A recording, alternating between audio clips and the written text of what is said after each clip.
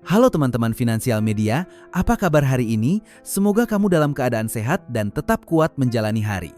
Kita semua tahu rasanya hidup di masa sekarang, harga kebutuhan naik pelan-pelan tapi pasti, penghasilan terasa jalan di tempat, sementara tagihan datang tanpa pernah absen.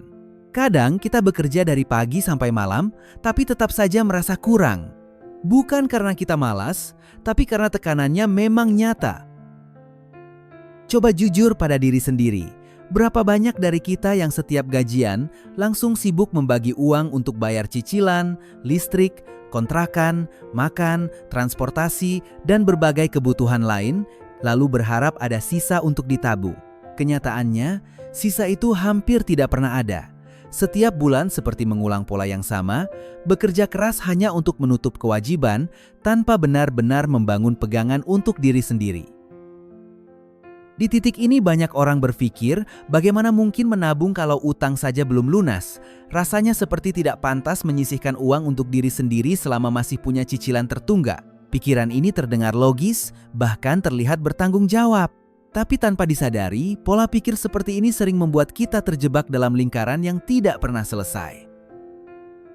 Masalahnya bukan semata pada besar kecilnya penghasilan, tapi pada cara kita memposisikan tabungan. Selama menabung hanya dianggap sebagai sisa, maka ia akan selalu kalah cepat dari kebutuhan. Kebutuhan hidup akan terus bertambah, entah karena harga naik, keadaan darurat, atau tanggung jawab keluarga. Jika kita menunggu semua terasa longgar dulu baru mulai menabung, kemungkinan besar momen itu tidak akan pernah datang. Bayangkan, jika seluruh penghasilan habis untuk membayar utang, lalu tiba-tiba ada kebutuhan mendesak, anak sakit, kendaraan rusak, atau orang tua membutuhkan bantuan. Tanpa tabungan, pilihan yang paling mudah biasanya kembali berutang. Artinya kita sedang melunasi utang lama sambil membuka pintu untuk utang baru. Inilah yang membuat banyak orang merasa capek secara finansial, tapi tidak pernah benar-benar maju. Disinilah pentingnya memahami bahwa menabung bukan lawan dari membayar utang. Menabung adalah perlindungan agar kita tidak semakin dalam terjebak. Bahkan jumlah kecil seperti Rp5.000 atau Rp10.000 yang disisihkan secara konsisten sudah menjadi langkah awal membangun kebiasaan baru. Nilainya mungkin terlihat kecil, tapi arah yang sedang dibangun jauh lebih besar dari nominalnya. Video ini akan membahas bagaimana kamu bisa tetap menabung meskipun masih memiliki utang tanpa merasa bersalah dan tanpa mengabaikan tanggung jawab. Kita akan mengubah cara pandang dari sekadar bertahan hidup menjadi mulai membangun kendali. Karena kamu tidak harus menunggu semuanya sempurna untuk mulai memperbaiki keadaan, kamu hanya perlu keputusan kecil yang dilakukan secara konsisten. Banyak orang terjebak dalam pertanyaan yang sama, harus pilih mana dulu, lunasi utang atau mulai menabung. Pertanyaan ini terasa berat karena menyangkut rasa tanggung jawab dan rasa takut dinilai tidak serius menyelesaikan kewajiban. Padahal jika dipahami lebih dalam, pilihan itu tidak selalu hitam putih. Kita tidak sedang memilih salah satu dan meninggalkan yang lain, kita sedang belajar menata keduanya dengan lebih bijak. Ketika seluruh fokus hanya diarahkan untuk melunasi utang secepat mungkin, seringkali hidup terasa sangat sempit. Semua penghasilan habis untuk cicilan, tidak ada ruang untuk bernapas, tidak ada cadangan untuk hal tak terduga. Tekanan ini bisa membuat kita stres, mudah panik, dan akhirnya mengambil keputusan finansial yang terburu-buru. Kondisi mental yang lelah justru sering membuka pintu kesalahan baru. Sebaliknya, jika kita hanya ingin merasa aman dengan menabung tanpa komitmen membayar utang secara konsisten, beban bunga dan kewajiban bisa semakin membesar. Itulah sebabnya keseimbangan menjadi kunci. Utang tetap harus dibayar dengan disiplin, tetapi tabungan juga harus diberi ruang walau kecil. Keduanya berjalan berdampingan, saling menguatkan bukan saling melemahkan. Coba ubah cara pandang. Tabungan itu bukan hadiah setelah semua selesai, melainkan bagian dari strategi keluar. Saat kamu menyisihkan sedikit uang setiap bulan, kamu sedang membangun bantalan. Bantalan ini yang akan menahanmu saat ada kejadian mendadak.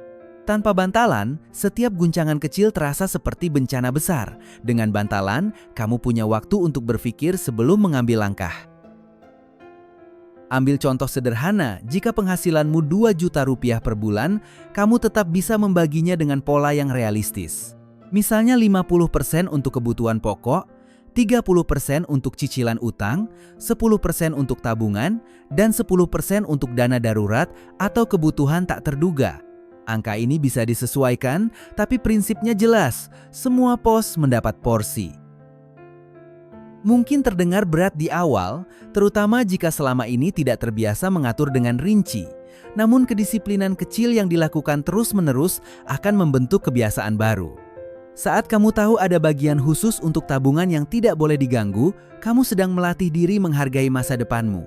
Ini bukan soal kaya atau tidak, tapi soal membangun kontrol atas uang yang kamu miliki. Ingat, tujuan kita bukan hanya keluar dari utang, tapi juga memastikan kita tidak kembali ke titik yang sama. Dengan menjalankan pembayaran utang dan menabung secara bersamaan, kamu sedang menciptakan sistem yang lebih sehat. Sistem inilah yang perlahan membuat hidupmu tidak lagi ditentukan oleh tagihan, melainkan oleh keputusan sadar yang kamu ambil sendiri. Sekarang mari kita bahas lebih dalam tentang pola yang sering tidak disadari. Banyak orang memiliki target besar, saya ingin bebas utang secepat mungkin. Niat ini sangat baik dan layak diapresiasi. Namun yang jarang dipikirkan adalah apa yang terjadi setelah utang itu benar-benar lunas. Tanpa perencanaan yang matang, kebebasan itu bisa jadi hanya sementara. Tidak sedikit kasus di mana seseorang berhasil melunasi semua cicilannya, merasa lega beberapa bulan, lalu kembali terjebak pinjaman baru. Bukan karena tidak belajar dari masa lalu, tapi karena tidak memiliki cadangan dana saat kebutuhan mendadak muncul. Saat penghasilan terganggu atau ada biaya tak terduga, pilihan tercepat yang terlintas biasanya kembali berutang. Siklus lama pun terulang. Disinilah peran tabungan menjadi sangat penting. Tabungan bukan sekadar angka yang mengendap di rekening, melainkan alat untuk memberi pilihan. Ketika kamu memiliki dana cadangan, kamu tidak langsung panik saat menghadapi masalah.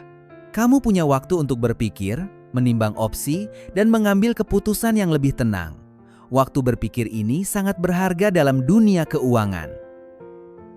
Seringkali orang meremehkan nominal kecil, 5.000 sehari terasa tidak berarti, 10.000 seminggu dianggap terlalu kecil untuk mengubah keadaan. Padahal kekuatan sebenarnya bukan pada besar kecilnya angka, tetapi pada konsistensi dan arah yang dibangun. Kebiasaan kecil yang dilakukan terus-menerus menciptakan fondasi mental yang kuat terhadap uang. Saat kamu disiplin menyisihkan uang secara rutin, kamu sedang melatih diri untuk tidak reaktif. Kamu belajar membedakan antara kebutuhan dan keinginan, belajar menunda kesenangan sesaat demi keamanan jangka panjang. Latihan ini mungkin tidak langsung terlihat hasilnya dalam 1 atau 2 bulan, tapi dampaknya akan terasa dalam jangka waktu yang lebih panjang. Tabungan kecil juga berfungsi sebagai pengingat bahwa kamu sedang bergerak maju. Setiap kali melihat saldo bertambah, walau perlahan, ada rasa percaya diri yang tumbuh. Kamu tidak lagi merasa sepenuhnya dikendalikan oleh tagihan. Ada bagian dari hidupmu yang kamu pegang sendiri. Rasa kontrol inilah yang sering menjadi titik balik perubahan finansial seseorang.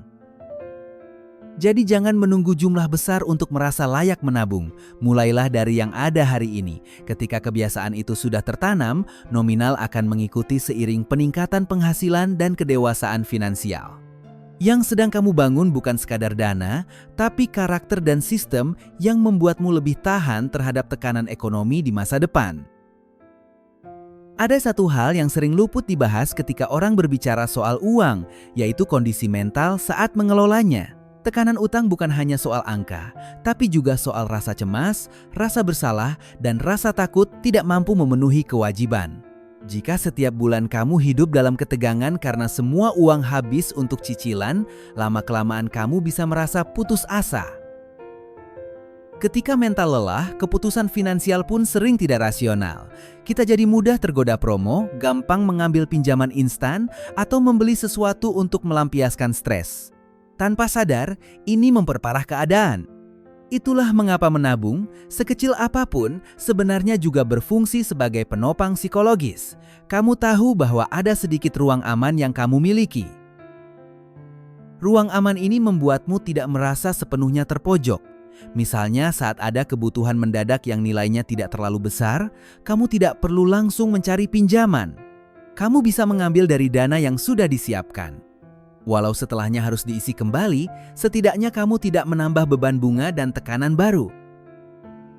Selain itu, memiliki tabungan membantu kamu belajar merencanakan, bukan sekadar bereaksi. Orang yang selalu bereaksi terhadap keadaan cenderung merasa hidupnya dikendalikan oleh situasi. Sebaliknya, orang yang mulai merencanakan, walau sederhana, akan merasa lebih tenang. Perasaan tenang ini berdampak besar pada kualitas keputusan yang diambil setiap bulan. Untuk mulai, kamu bisa membuat sistem yang sangat sederhana. Pisahkan rekening atau tempat penyimpanan khusus untuk tabungan dan dana darurat. Begitu gaji masuk, langsung sisihkan sesuai persentase yang sudah kamu tentukan sebelum uang tersebut tercampur dengan kebutuhan lain. Cara ini membantu mengurangi godaan untuk memakai uang yang seharusnya disimpan. Jika saat ini kondisimu benar-benar sempit, tidak apa-apa memulai dari angka yang sangat kecil. Fokuslah pada konsistensi, bukan pada besarnya setoran. Bahkan menyisihkan jumlah yang terasa ringan tapi rutin jauh lebih baik daripada menunggu mampu menyisihkan jumlah besar namun tidak pernah benar-benar dilakukan. Kebiasaan adalah kunci yang sering diremehkan. Ingat, kamu tidak sedang berlomba dengan siapapun. Perjalanan finansial setiap orang berbeda. Yang terpenting adalah kamu bergerak ke arah yang lebih sehat dari sebelumnya. Dengan kombinasi disiplin membayar utang dan komitmen menabung, kamu sedang memperkuat dua sisi sekaligus, menyelesaikan masa lalu dan menyiapkan masa depan. Sekarang mari kita masuk ke langkah yang lebih praktis, bagaimana cara tetap konsisten saat kondisi keuangan belum stabil. Banyak orang semangat di awal, menyisihkan uang 1-2 kali, lalu berhenti karena merasa berat. Kuncinya bukan pada motivasi yang menggebu, tapi pada sistem yang realistis dan bisa dijalankan dalam jangka panjang. Sistem yang sederhana justru lebih mudah dipertahankan. Pertama, kenali arus uangmu dengan jujur. Catat berapa penghasilan bersih yang benar-benar kamu terima, lalu tulis semua pengeluaran rutin tanpa ditutup-tutupi. Dari situ, kamu akan melihat gambaran nyata, bukan perkiraan. Kesadaran ini penting, karena sering kali kita merasa tidak punya ruang, padahal ada kebocoran kecil yang jika dikendalikan bisa menjadi sumber tabungan. Kedua, prioritaskan kebutuhan pokok dan cicilan yang memiliki konsekuensi paling besar jika terlambat dibayar. Setelah itu, tentukan nominal tetap untuk tabungan dan dana darurat. Anggap pos ini sebagai kewajiban, sama seperti membayar listrik atau kontrakan. Ketika kamu memperlakukan tabungan sebagai kewajiban, bukan pilihan, pola pikirmu akan ikut berubah. Ketiga, hindari gaya hidup yang naik terlalu cepat ketika ada tambahan penghasilan. Misalnya dapat lembur atau bonus kecil, jangan langsung habiskan untuk konsumsi. Bagi tambahan itu dengan bijak, sebagian untuk mempercepat pembayaran utang, sebagian lagi untuk memperkuat tabungan. Cara ini membuat setiap kenaikan penghasilan berdampak nyata pada kestabilanmu. Selanjutnya, buat target jangka pendek yang masuk akal. Tidak perlu langsung berpikir tentang dana ratusan juta. Mulailah dengan target 1 juta pertama untuk dana darurat atau jumlah tertentu yang setara dengan 1 bulan kebutuhan pokok. Target yang realistis akan terasa lebih mungkin dicapai dan setiap pencapaian kecil akan menambah rasa percaya diri. Saat target kecil tercapai, jangan berhenti. Naikkan perlahan standar keamananmu. Dari 1 bulan kebutuhan menjadi 2 atau 3 bulan. Proses ini memang tidak instan, tapi setiap tahap memberikan lapisan perlindungan tambahan. Semakin kuat perlindunganmu, semakin kecil kemungkinan kamu kembali pada kebiasaan berutang untuk hal mendesak. Yang perlu diingat, konsistensi lebih penting daripada kecepatan. Tidak masalah jika prosesmu lebih lambat dibanding orang lain. Yang penting arahnya benar dan kamu tidak berhenti di tengah jalan. Dengan sistem yang jelas dan komitmen yang dijaga, pelan-pelan kamu akan merasakan perubahan, bukan hanya pada angka di rekening, tapi juga pada cara pandang terhadap uang dan hidupmu sendiri. Ada satu fase yang sering menguji komitmen kita, yaitu saat rasa bosan dan lelah mulai muncul di tengah proses. Membayar utang sambil menabung bukan perjalanan yang langsung terasa manis. Kadang kamu merasa sudah berusaha keras, tapi hasilnya seperti berjalan lambat. Di titik ini banyak orang menyerah, kembali ke kebiasaan lama karena merasa perubahan tidak signifikan. Padahal perubahan finansial jarang terlihat dramatis di awal. Ia tumbuh diam-diam, seperti akar yang menguat di bawah tanah sebelum pohonnya terlihat tinggi. Setiap cicilan yang terbayar tepat waktu, setiap setoran kecil yang masuk ke tabungan, semuanya sedang memperbaiki struktur hidupmu. Meski belum terasa besar, fondasinya sedang dibangun. Untuk menjaga semangat, kamu perlu mengingat alasan awalmu. Mungkin kamu ingin hidup lebih tenang, ingin keluarga tidak lagi terbebani utang, atau ingin punya pilihan ketika keadaan sulit datang. Alasan ini harus lebih kuat daripada rasa malas dan godaan sesaat. Tuliskan alasan itu, simpan di tempat yang mudah kamu lihat agar menjadi pengingat saat motivasi menurun. Selain itu, evaluasi progresmu secara berkala. Tidak perlu setiap hari, cukup sebulan sekali. Lihat berapa utang yang sudah berkurang, berapa tabungan yang sudah terkumpul. Walau angkanya belum besar, kamu akan sadar bahwa ada pergerakan. Pergerakan kecil ini penting karena menunjukkan bahwa usahamu tidak sia-sia. Jika memungkinkan, cari lingkungan yang mendukung, entah itu pasangan, keluarga, atau teman yang punya tujuan serupa. Berbagi cerita dan tantangan bisa membuatmu merasa tidak sendirian. Dukungan sosial seringkali menjadi penopang yang kuat ketika kondisi finansial sedang diuji.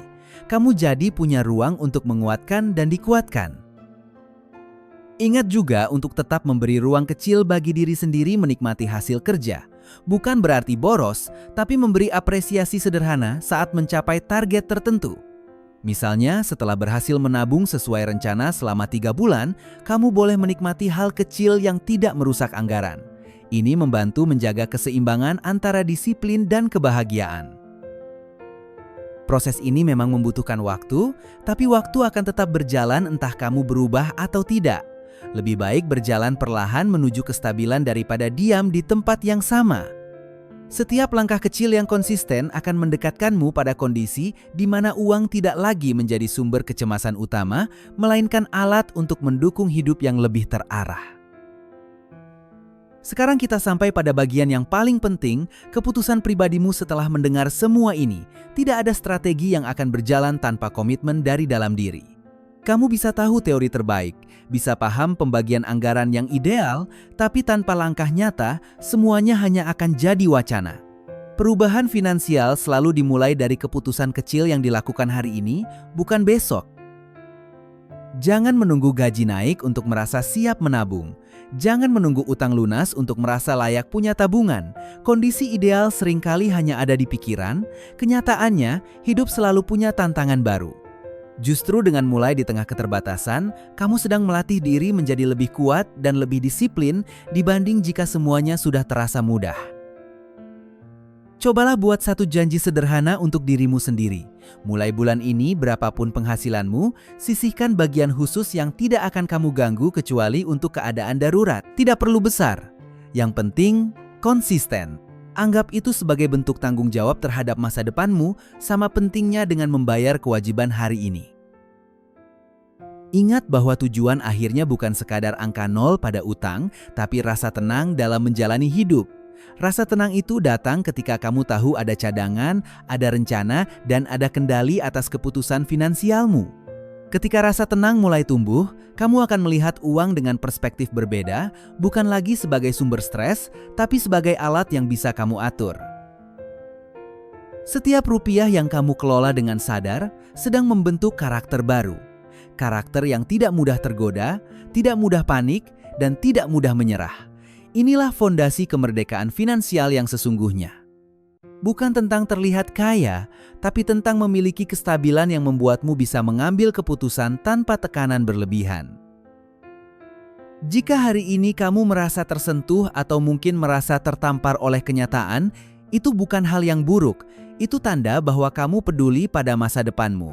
Gunakan perasaan itu sebagai bahan bakar untuk bergerak. Jangan biarkan kesadaran ini hilang begitu saja setelah video selesai. Ambil langkah nyata, sekecil apapun, dan mulai dari sekarang. Tulis dalam hatimu dan, jika kamu mau, tulis juga sebagai pengingat untuk diri sendiri, saya mulai menabung hari ini. Karena saat kamu berani menyatakan komitmen itu, kamu sedang membuka bab baru dalam perjalanan keuanganmu. Terus belajar bersama Finansial Media, terus perbaiki langkah sedikit demi sedikit, dan bangun hidup yang lebih tenang dengan keputusan yang kamu pegang sendiri.